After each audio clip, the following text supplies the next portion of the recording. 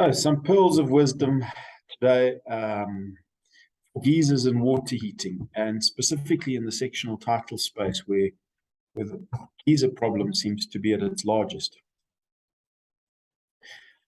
The first thing we're going to hear is we have a burst geyser, and 99% of the geysers don't actually burst. They typically corrode and start leaking. A burst geyser is really a bomb.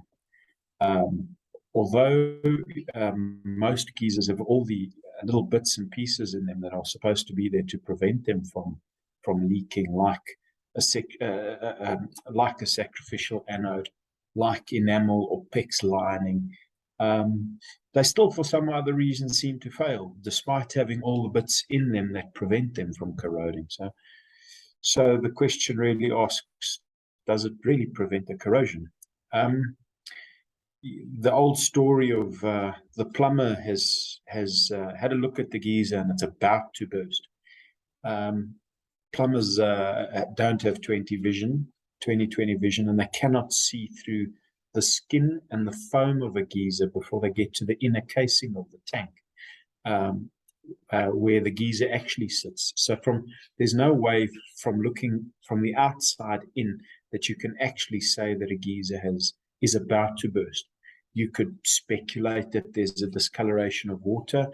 You could, possibly even see an amount of corrosion on the outer side of the geyser, maybe on the skin, maybe on a port. But there's no way of being able to say the geyser is about to burst or going to fail, or it's just it's speculation. You cannot see it. The discoloration of the water coming out of the tap is quite a common one. So having a sort of browny tinge to the water, specifically on the hot side. The cold side might be clear in the bath and you might not see any discoloration. But on the hot side, you might see a clear discoloration in the bath, or on the basin, or even in the glasses of water. Now, technically, from an insurance perspective, that discoloration doesn't mean that there's an active leak. And in order for a geyser to have burst or failed from an insurance perspective, it has to have an active leak. It can't be not leaking now and leaking in 2 hours' time and then stop leaking in 3 hours' time. If a geyser has failed, it needs an active leak that the insurer or that the plumber can quantifiably say, this has failed, here's the images, and prove it. Allowing the flipping of tanks just to swap tanks out really prejudices the complex's claims ratio. And ultimately, the body corporate plays for a negative claims ratio that's not favorable. If you throw the claims ratio out, you're going to have to start coughing up in terms of insurance premium to cover for the excessive claims ratio. So I have a burst geyser. You have a few points that have got to be taken into consideration, really for the good of the body corporate. That's a start. So how do we deal with this? How do we deal with these problems? For the last 4 years, we've been replacing geysers nationally for Joburg, Durban, Cape Town, for a few insurers with a focus on the sectional title space.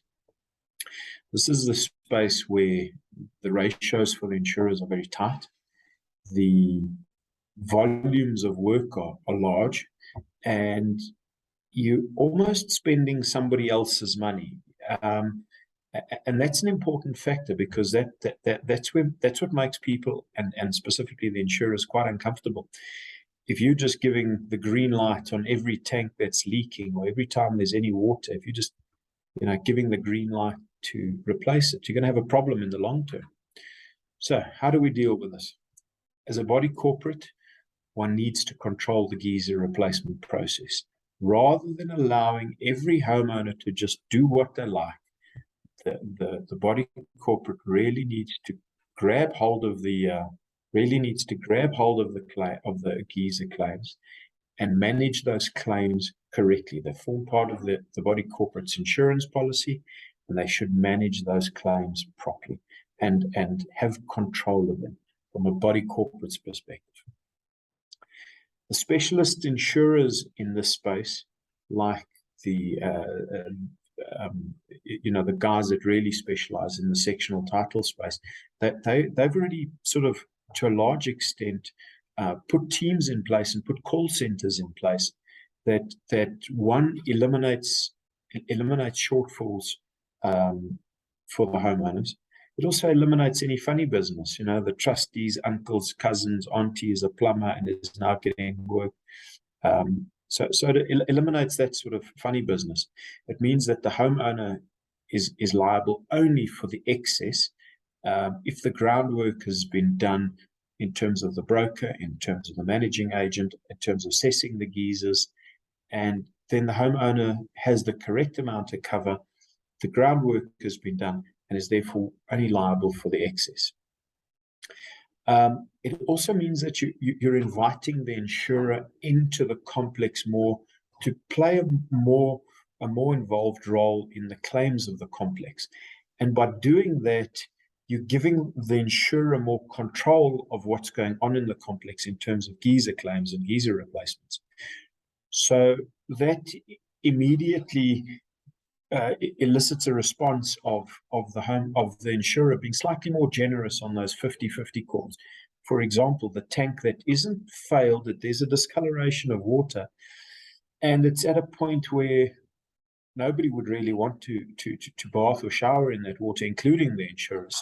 So they might look at it and say, well, the tank is reasonably aged, the policy is running nicely, the water is certainly not water that we would want to be drinking or we would want to be showering, so let's replace it. Let's approve that replacement, because there is sufficient evidence there to suggest that something is causing this discoloration. So by inviting the insurer in, you certainly elicit a better response from the insurer on most of the calls.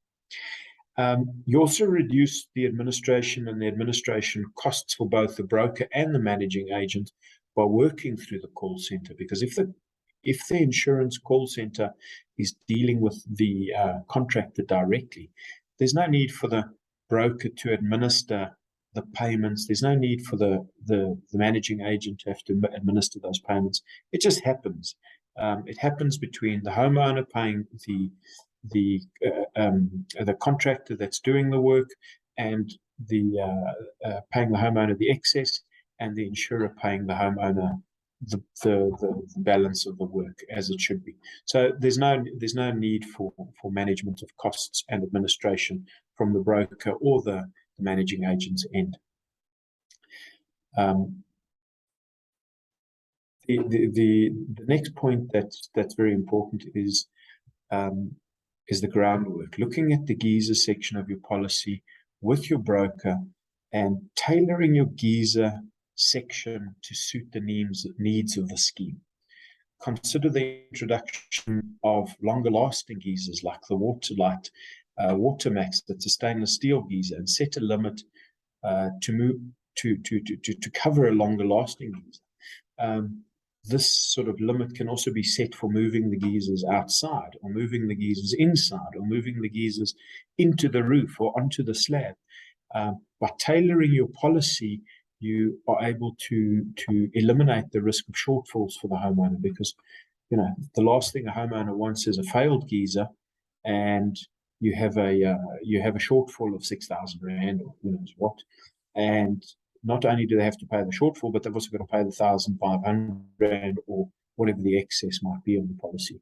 So by tailoring your geyser, possibly with a better product, possibly with a bigger overview of what's going on and what the requirements are with the geysers, means that you can set the right limits and there's potentially no shortfalls for the homeowners, which come claim time is really where you want to be, that this just happens seamlessly. The Watermax carries a 10-year warranty as opposed to a standard 5-year warranty. So from an insurance perspective, the amortization of the costs of the tank is more than double. So it changes the risk profile for the insurer. when 70 to 80% of your claims in a body corporate are geyser related, and you go and change that risk profile for the insurer to offer a longer lasting tank, they certainly look very closely at that and see the benefits to it, and like the fact that you're certainly taking a proactive approach. Yes, the tank might cost or the system might cost a few percent more, but the approach to a longer lasting, better quality geyser from an insurance perspective is certainly well received. Be proactive with your geysers, as opposed to just doing the same old. The problem is currently only going to get bigger, and it's fair to say that what we're doing, if we just keep doing what we're doing, this problem's not going to go away. We sort of need to take a step back from the idea of just flipping tanks, which has become the norm. Take a step back and say, hang on, where are we? Why are these tanks doing this? What's going on with the plumbing space? Are the tanks failing, etc., etc.? And actually go back to point 3, tailor the geyser section to suit what you need, what your demands are, so that you can move forward in a better space. And certainly tailoring your geysers, your geyser section, inviting the insurer to work closely through the use of their call center, and installing better quality products are steps in the right direction.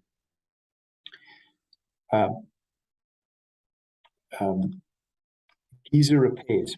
Geyser repairs are a very important part of the insurance policy. And of 100 claims, more than half of them are going to be geyser repairs. So it's very important to have a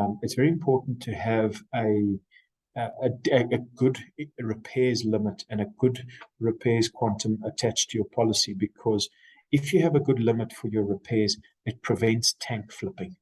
And tank flipping is where we start chasing the claims ratio.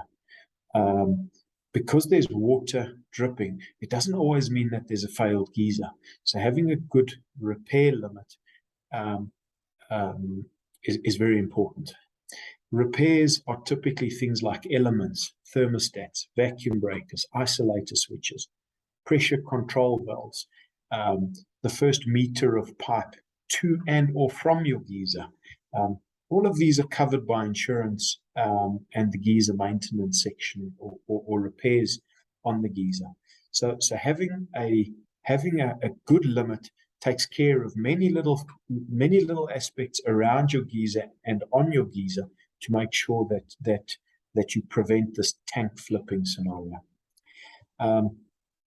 Again, check the limit on the repairs and set the repair limit accordingly.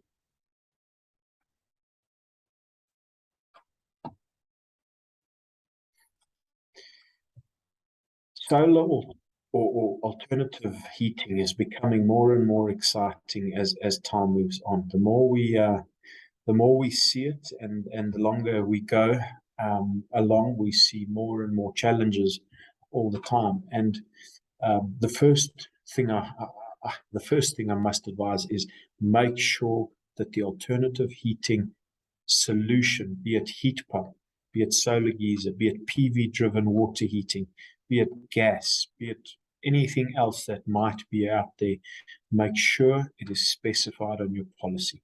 Make sure it is specified and the correct replacement cost is set for that item. The last thing you want is to have a failed heat pump that's not specified and the replacement cost is 15,000 Rand. You need to make sure that the alternative heating items are specified and the appropriate cover is there for them. The alternative heating side comes with a lot more intricacies than a normal conventional geyser.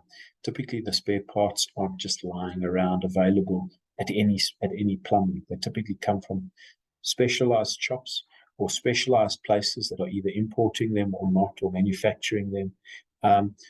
So they're far more intricate, they're far more complications, and the wrong system in the wrong geographical area can cost a lot of maintenance.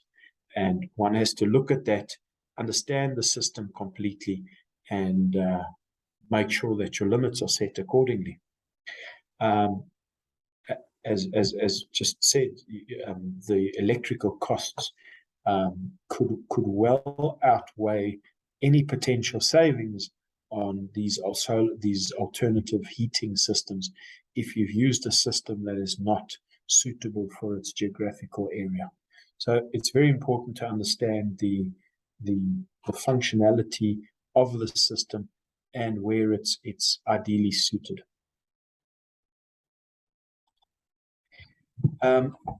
So to cut it short and to give you a few little pearls of wisdom that you might be able to sit around and discuss with a group of trustees, with your insurer, with your broker, channel or control your geyser claims.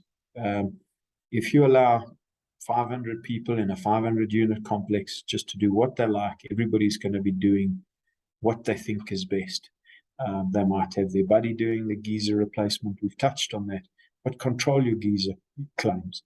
Manage them. Bring it to a central point, whether it's through the call center of the insurer, whether it's through the body corporate's estate manager, whether it's through 0861 Waterlight, whatever it is, control your geyser claims. Manage them in a proper fashion. Work with your insurer and work with the call center if there is one. By doing that, you control your claims process, and you invite your insurer in to interact and deal with your claims. You also have recourse then by doing that. You have recourse on your insurer. You have recourse on the subcontractor for whatever work they may or may not do correctly. Fit longer lasting quality products. If you buy the cheapest, you're going to only get the cheapest. It's not going to offer you the right thing in the long term. Start thinking a bit long term. Goedkoop is duurkoop. You want to buy better. We all want to drive BMWs and Mercedes Benzes. You can't buy a BMW and a Mercedes Benz for the price of a little Golf Chica. That doesn't happen. Buy better quality. Be proactive with your geysers. Don't just do the same. And lastly, specify specialized systems and ensure that the cost matches. If you have a specialized piece of equipment, make sure that you've got that thing specialized, that thing specified, and for the right limits. Thank you. Oh, thank you very much, Glenn. That was great. So there we have it. Everybody's recording, and yeah, there we go. Can you send it to me so I can